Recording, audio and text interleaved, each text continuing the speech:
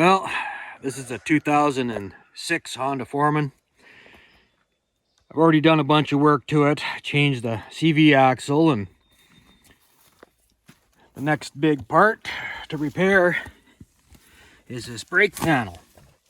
So this, I was going to say the lever is seized, but it's not.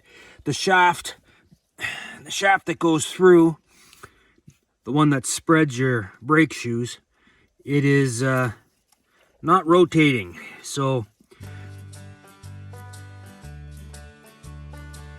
I'm going to take this whole brake panel off so I can work on it out on a bench. So first thing I'm going to do is take the tire off,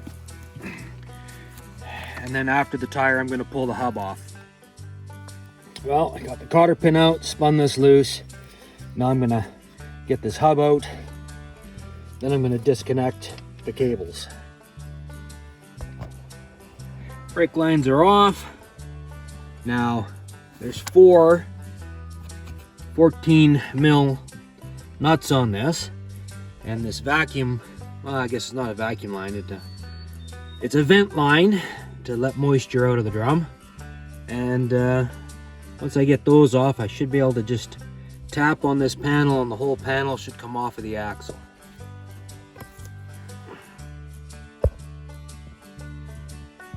I got those 4 nuts off. I tapped it with the palm of my hand and it's sliding off nicely. So I'm going to pull it off and take the rest of it apart. Well, next thing I have to do is take this drum cover off. So those are 8 mils, so I'm just going to get those out of there. And then you have to separate this.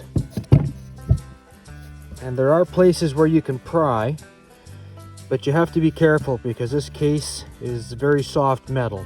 So once you get a little bit of a gap, try to slide something in and work your way around without prying too hard, because you'll deform the cover and you'll break the soft metal. You'll literally break pieces off. All right, so this came off pretty easy. So there's actually, I don't know if you can see them now, but there's three points equally spaced that you can pry up on. You can see the rust and probably what's left of the pads. I don't know if that's dirt or not, but it's kind of too fine to be dirt. Anyway, I'm gonna see if I can pull this off. See if I can't pull it off, I'm gonna have to move that lever on the back and get it to take the tension off of the shoes. But it looks to me like I should be able to just pull this off.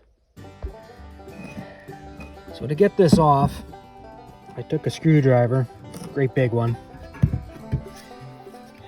and I tucked it in between the drum, and I used these spots here, which are stronger. If you use this lip here, you'll crush it. And then I pried a little bit, and at the same time I tapped the drum with a hammer, and I worked my way around until finally it came loose. And I did have to tap this to get it into the position where the drum was the most loose. Not quite perfect. If this was like this, then it would have had this as close as possible. So the pad thickness looks good. This is seized, so I'm going to end up taking it off because I want to probably clean these posts as well. But I have to take this off and get this off of the spline. I marked it so that I have an idea where it was originally. So I'm going to take this out, push this through, sand it and grease it, and then put it back together. All right, well, I'm getting ready to take this off, but I tapped it to get it parallel to these shoes. And as you can see, the shoes are not rotating even with the springs on them. So I definitely have to get these shoes off and clean this. So I'm going to take this off I take this off, pry this off the spline, get a good look at what my position is, because I'm going to try and put it back in the same place. So, all right. So I got that off. You can see this little thing here that retains the spring. You got to pry this off as well. And I'm just going to pull the spring out. All right, so now I'm just going to tap that through. I'm going to clean it off first. I'm going to tap it through with a hammer. Well, you have to take these off before this will come through. So, pull in the little cotter pins, and this plate should pry off, and then after that I should be able to wiggle and tap this off. I don't imagine it's going to come easy. All right, so I managed to pry that plate off.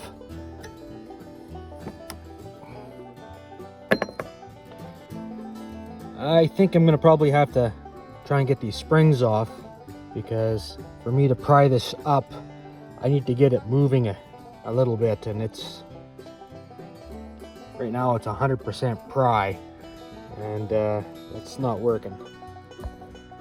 So the easiest way to get these springs off is, if you have a screwdriver, shove a screwdriver in and then just pry it, and when you pry it forward it will tip down and it will pop out. When you hit on this, you might flare out the outer edge, so you can put a bolt in the center and hit it through that way. I'm just going to take a file and file down the outer edge when I'm done.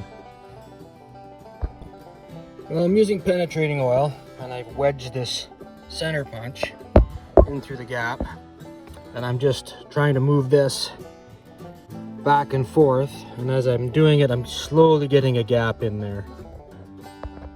Well, it was a bit of a workout, but once I got it wiggling, I was slowly able to work it up and off that shaft. So now I just have to clean them up.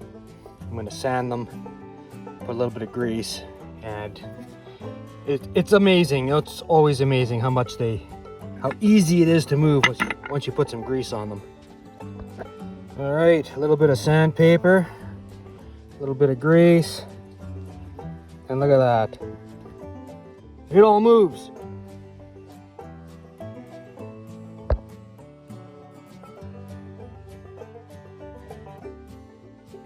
So put the springs on the same way as you took them off. You're just going to wedge it in there. Then you're going to pry it up and forward and hook it in, and then just give it a tap and it'll pop right in. When I put this back on, I've moved it back a little bit, because when the brake cables were on before, it was pretty much fully adjusted.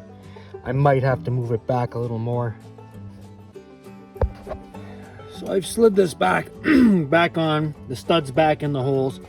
I'm going to get this, wiggle this back on. Then I'm going to see if the brake cables are the right length for where this position is. All right, so now you adjust your brake cable so that your lever has minimal distance to travel before the brake engages. So I move this a couple turns, it will lock the brake without me using the handle or the foot. So get them close, and then after that it's just a matter of finishing up. I got to put my castle nut on, and I got to put the 4 nuts on the back and put the tire on, and this is done.